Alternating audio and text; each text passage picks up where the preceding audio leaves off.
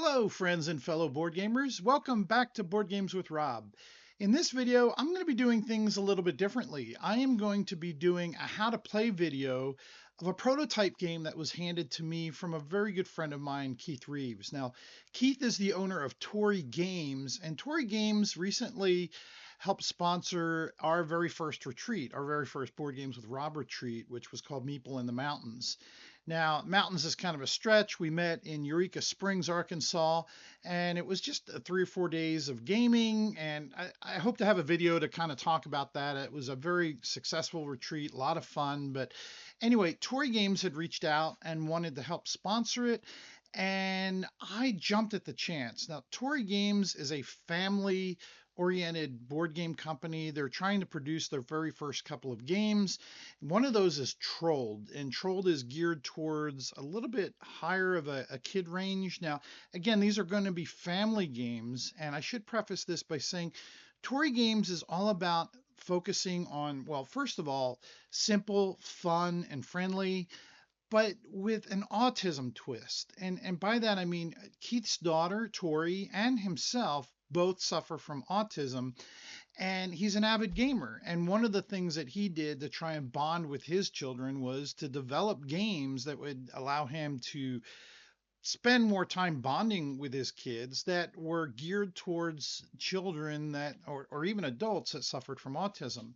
So these two games, there's Trolled and there's another one that I'll be doing called Baby Chomp, are focused on just that. Now, Baby Chomp is more of a children's game, and I'll talk more about that in another video. But Trolled, I'd say, I don't know what his specific age range is on it, but it's more geared for maybe 10, 11, maybe teenage, low teenage, 13, 14, right around, is my guess and what I would assume the age range would be.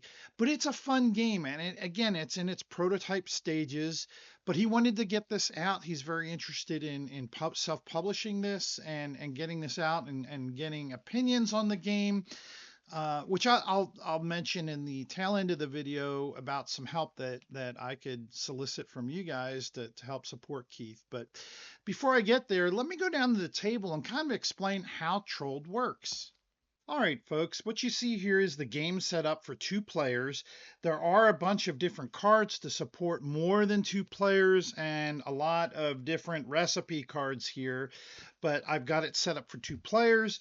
What people will do is they will pick a player color, and the colors available are the different die colors out there. So this person will be blue, this person will be yellow, and we'll pick a first player. This one will have the small little Kermit token. He'll be first player.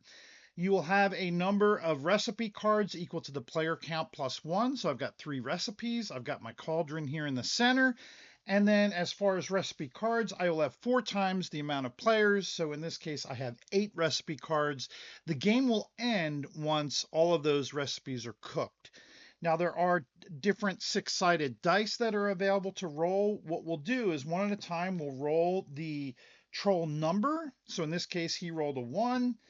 1, now that's a duplicate, so they have to re-roll, and they'd have a 5. Each one has to have a different troll number, and that'll become clear why here in just a moment. And then the troll Q is just a re-roll of the die, 1 and a 4. They can be the same number. These will be re-rolled at the beginning of every round. So now we're all set to begin the game. So starting with the first player, and this is so endearing to the game. You've got this bag of dice, and you're going to reach in with this troll ladle and scoop the dice and then roll it on the cauldron. So that's the first 2 stages of the game, is the scoop and the roll. So they're all rolled. Now, you'll notice that the dice are shiny and might be a little hard to see. That's already been notated, and Keith will be getting some easier to read dice colors. And again, all the different colors are all the different color varieties available for players to pick at the beginning of the game. Now, another thing you'll notice is that the dice are made up of sets that are indicative of your typical D&D set. So you've got a D4, a 6, an 8, a 10, a 12, and a 20. There's 6 different types of dice. And that'll become important because what you're trying to do is cook recipe cards. And the way that they are cooked is by placing 4 different dice shapes onto a card. Once 4 are placed of different shapes, then that card will be considered cooked. However, the last person or troll that placed a die on that card will wind up completing it. So even though it takes 4 to make it, you can have up to 6. You can have one of every different die shape on that card.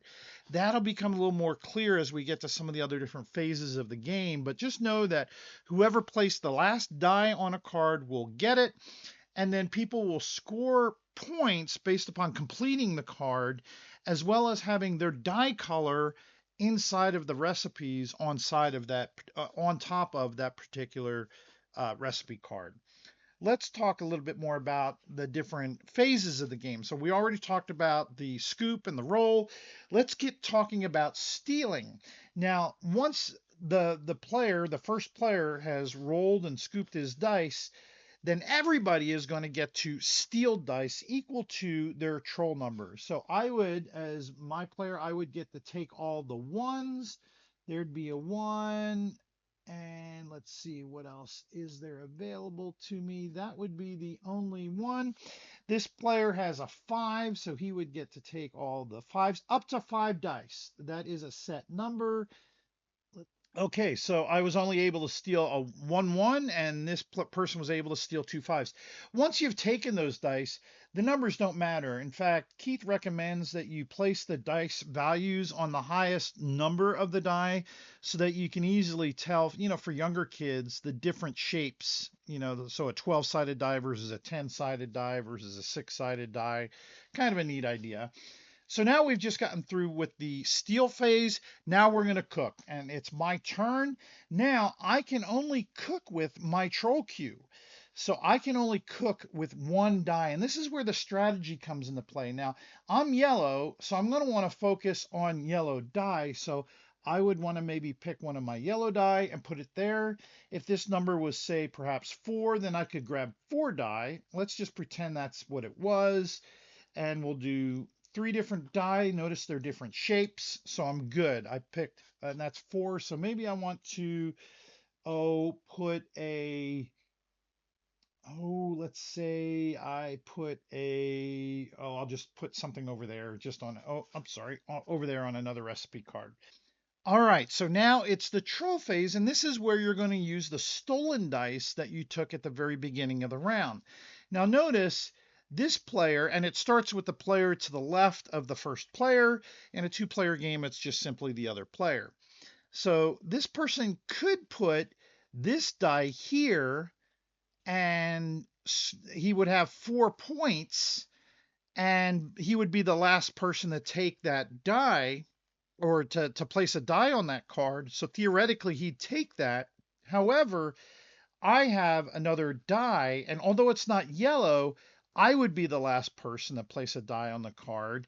It's because, and since it's a 6-sided die, and that is different than everything else, and then I would be able to eat that card. So regardless of where he places, I'm going to still get this card. So maybe being blue, well, maybe he wants to put a blue on that die. It is different than any of the other dice. He'd be the last person that placed it, but now when I get to my troll phase, again, I would put my 6-sided die. There's 5 there. I'm the last person to have placed a die there. I would eat it. However, look at, I've got 3 different yellows on there, so I would score 3 points.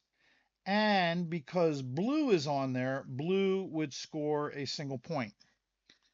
Then I would get we would place all these die off to the side. I would get to keep the recipe card, which is 5 points, and all the dice would come back into the bag. And then we would set out another troll card and begin the next round. The first player marker would go to him, and we'd start another round. So now we'll play one more round, and in this case, this player, I love this part of the round. This player would go ahead and scoop the die and roll it. And then this is where everybody would steal their die. Now, what you would do here is the troll cue would always stay the same, but you would re-roll your troll numbers. starting with the first player, and we have a 3 and a 5 now. This person would be able to take all the 3s. So here's a 3, and here's a 3, and again, up to 5. This one, he got a 5, I got a 5, so I'd be able to take the 5, and the 5. Again, up to, you can never have more than 5 dice on your card as part of your stolen die. All right, now we get into the cook phase. Now, his IQ is 4, so he gets to place 4 die, and he's blue. So, he wants to get his blue dice out there for sure. And he gets to place out 2 more die, so maybe he'll go, oh, I don't know. And he doesn't want to place yellow die, so maybe he'd do that and that. All right, he's placed out his 4 die. Now it's this person's turn to troll. So let's say he doesn't want to put a blue out there. Maybe he's like, maybe I'll just put a 10 out there. And now it's my turn to troll. And what you'll do is you'll place it right here, showing that I was the last person to put a die there.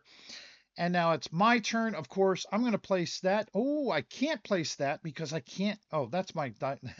That's my player color anyway. I'm going to place that die out there. I have 4 different ones. That's all it takes to make a meal. So now I eat this meal, and I've got 3 dice on there, 3 blue dice. So I'd go up 3 points. And these dice would all come up. Yellow wouldn't score anything. There was no yellow. So now I've got a card.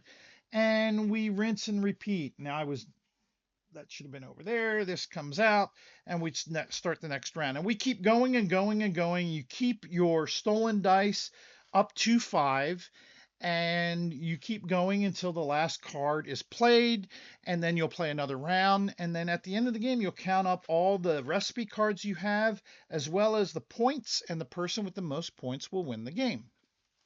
All right, folks, that's Trolled. Now, I'm not going to give any final thoughts for the game because this is a prototype and even the rules are changing, but I really enjoy playing this game. And as I said at the onset, these games, the Tori Games collection, is focused for people or children, families that suffer from autism. So with that focus in mind, there's a lot going on here, and there's a lot of thinking to keep your brain engaged.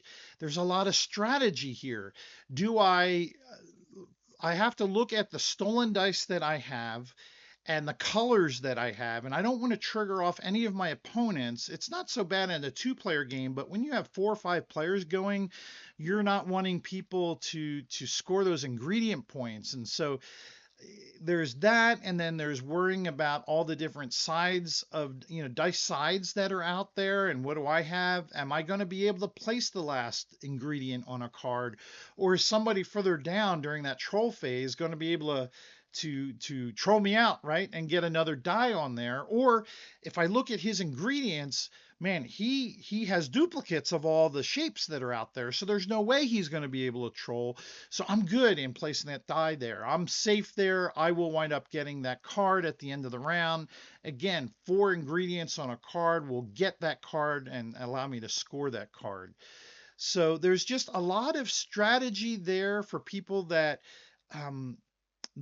like those types of strategy games. But then at the end of the day, younger kids can play this because you're wanting to score the different colors, you're wanting to score those recipes by putting 4 dice out. So it can be as strategic as you want it to be. If you're playing with younger people, you can, keep out some of that strategy.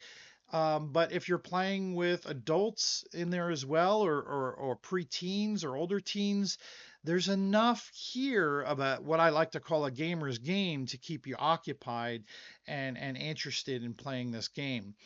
You can increase the length of the game and add more recipe cards there. It allows you to scale to people. There's a ton of recipe cards included in the game, and I think there's like 6 or 8 different player cards in there. And dice are not going to be hard to find, right? I mean, you can find dice anywhere out there really inexpensively, but Keith's Tori Games will be shipping this with a ton of dice, and that whole aspect of scooping the die with that troll scoop is just so fun. Every time we play it, there's some house rules where you pick a player on your left or your right, and they can shake the bag while you're trying to scoop it, which adds a lot of fun to it. So there's a lot to this game. So what I would like to do is ask my listeners or my watchers, my fans, put some comments down below. Tell me what you think would improve the game. What are some areas for improvement? What are some aspects of the game that you really are intrigued by or that you really like? I think Keith is looking for advice on the game. If you are aware of anybody that would be interested in picking the game up, by all means, write me a note or put a comment down in the video, and I can put you in touch with Keith. I'll put his email address down in the show notes for this video as well. I'm a really big fan of Tori Games. In fact, this is their logo, Tori Games. Again, Keith wanted me to preface this by saying that he's all about family, fun, and simple games. And hopefully you'll get to see more of Keith and Tori Games in the future. Like I said, there's two games that he is really trying to get out there. Trolled being one of them, which is geared for a higher age. And then there's Baby Chomp, which is a game that keep an eye out for. My daughter, Rose, who is in first grade, she really enjoyed it, was able to figure it out and play it. So I'm really excited to introduce that to all of you as well. Anyway, for now, that is Trolled. Again, please leave some comments and some friendly suggestions, either good or bad. And I say bad lightly, just creative criticism is what I would call it. Until next time, folks, have fun gaming and be kind to one another. Bye.